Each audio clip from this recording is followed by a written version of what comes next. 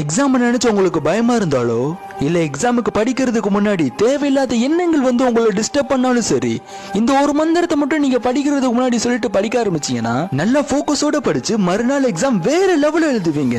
அது எப்படி ப்ரூஃப் கேட்டீங்கன்னா, பகவான் ஸ்ரீராமரே இந்த மந்திரத்தை சொல்லிதான் நிறைய கலைகள் கல்விகளை தாம் குரு விஸ்வாமித்திரர் இருந்து கத்துக்கிட்டாரு. இப்ப அந்த மந்திரம் என்னன்னு தெரிஞ்சுப்போம். அதுக்கு முன்னாடி உங்களுக்கு ராமரை பிடிக்கணும், அந்த வீடியோக்கு ஒரு லைக் பண்ணிட்டு உங்க நல்ல மனசு போல எக்ஸாம் எழுதுற ஸ்டூடெண்ட்ஸுக்கு கண்டிப்பா ஷேர் பண்ணுங்க.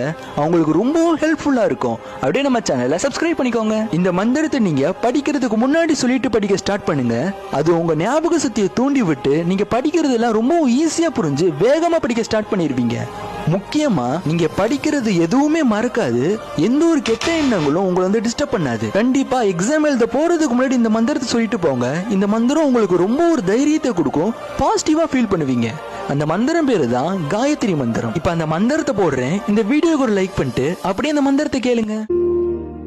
ஓம் பூர்புவः ஸ்வஹ தத்சவிதுர்வரேண்யம் भर्गो देवस्य धीमहि धियो यो न प्रचोदयात्.